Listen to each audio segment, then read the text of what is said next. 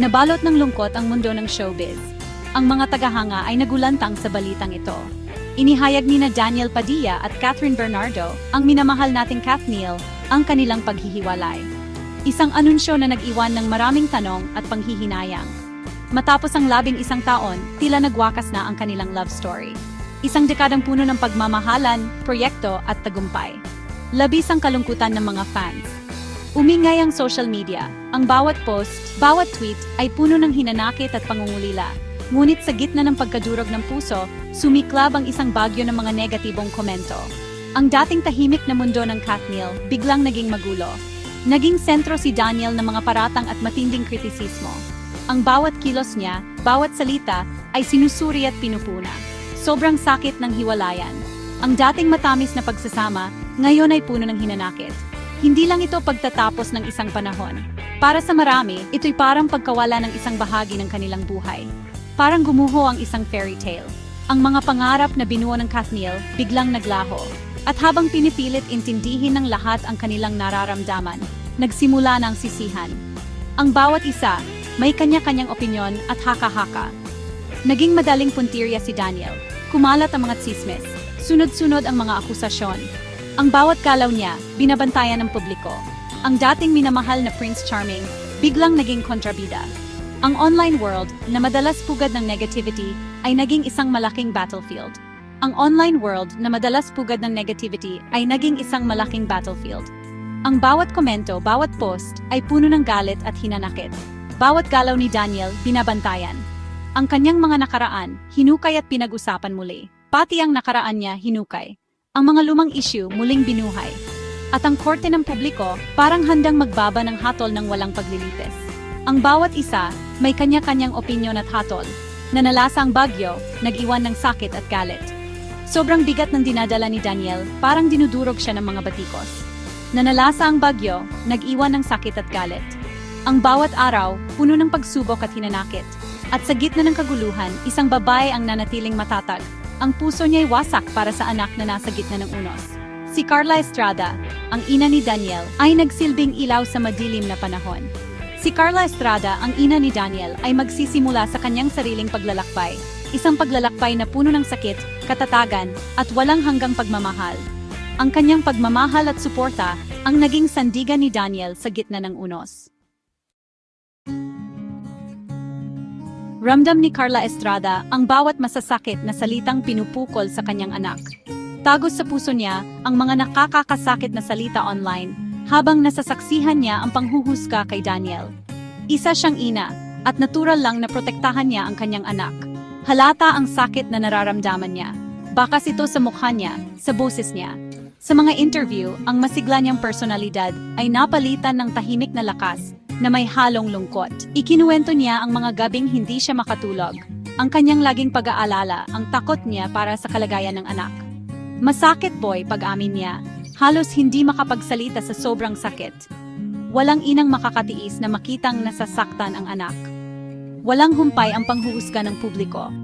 Ang mga paratang, na kadalasan ay walang basehan at gawa-gawa lang, ay lumikha ng maling imahe ng kanyang anak. Naipit si Carla sa iba't ibang emosyon, galit sa kawalan ng hustisya, takot para sa kalagayan ni Daniel, at ang malalim at wagas na pagmamahal na nag-uudyok sa kanya na protektahan ang anak. Sa kabila ng kaguluhan, may desisyon si Carla. Sa gitna ng ingay at kontrobersya, pinili niyang manahimik. Hindi siya papasok sa gulo. Hindi siya magpapadala sa emosyon ng sandali. Hindi siya sasabak sa sagutan online. Hindi siya magpapadala sa mga komento at opinyon ng iba. Alam niyang minsan, mas malakas ang dating ng panahimik kaysa sa anumang sagot. Ang katahimikan ay isang pahayag na hindi kailangang bigkasin.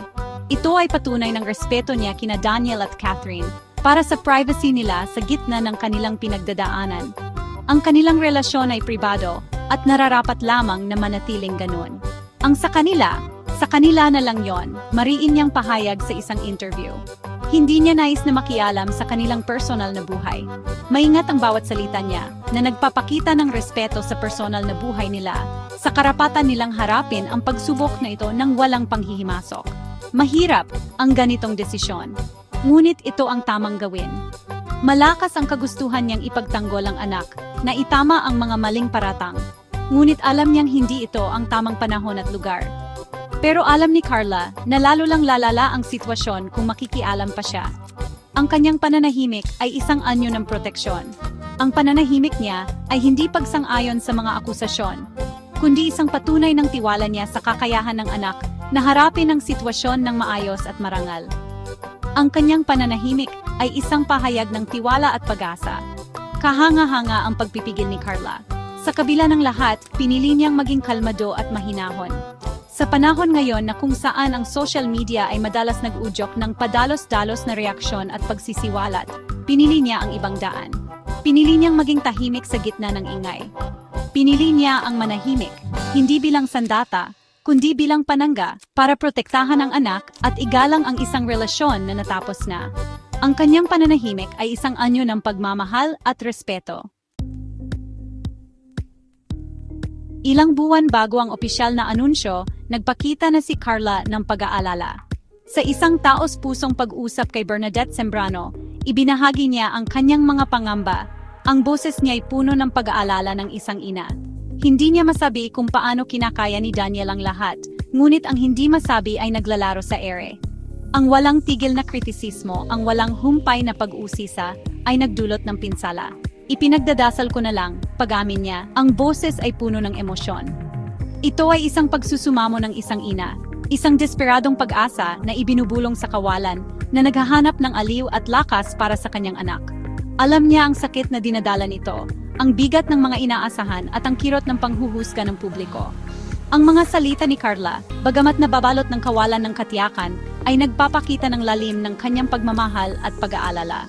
Wala siyang lahat ng sagot, hindi niya maipagtatanggol si Daniel sa bawat dagok.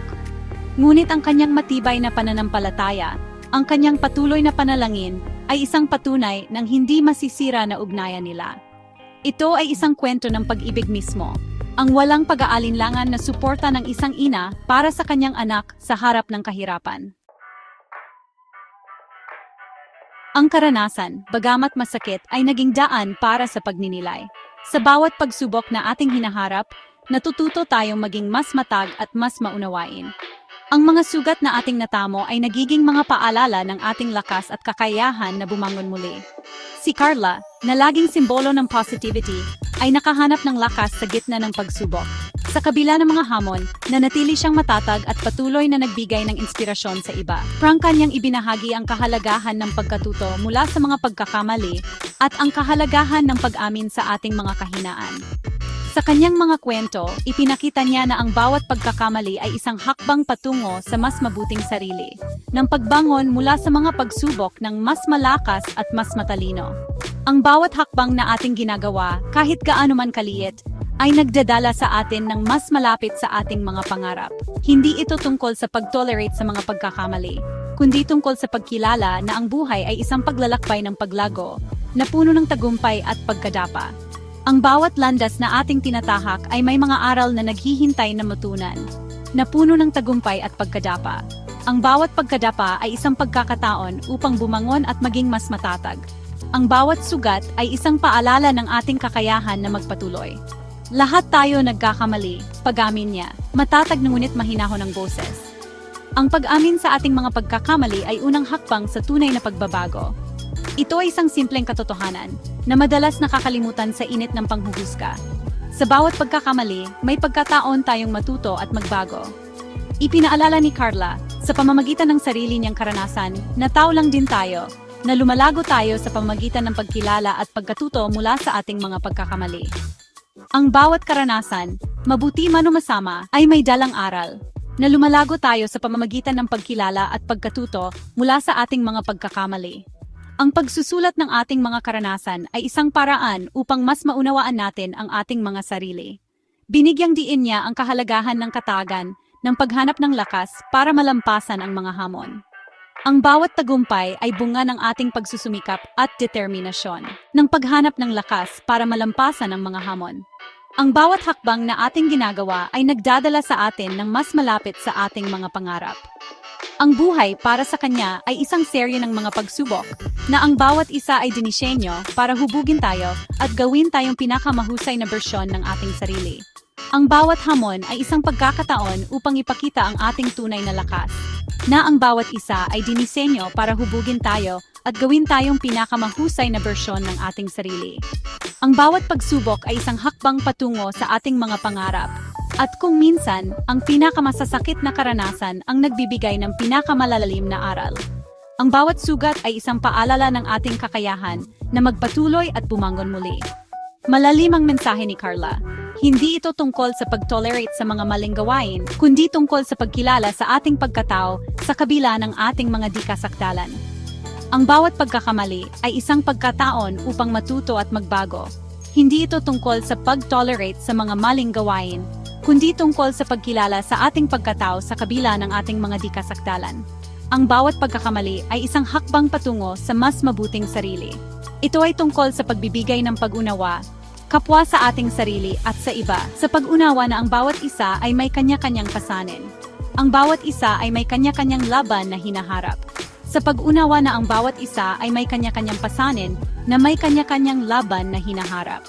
Ang bawat isa ay may sariling kwento ng pagsusumikap at tagumpay, na may kanya-kanyang laban na hinaharap. Ang bawat isa ay may sariling kwento ng pagsusumikap at tagumpay. Ang bawat hakbang ay isang patunay ng ating lakas at determinasyon. Ito ay isang mensahe ng pag-asa, isang paalala na kahit sa pinakamadilim na panahon, nananatili ang posibilidad ng paglago at pagbabago. Ang bawat pagsubok ay isang pagkakataon upang ipakita ang ating tunay na lakas. Isang paalala na kahit sa pinakamadilim na panahon, nananatili ang posibilidad ng paglago at pagbabago.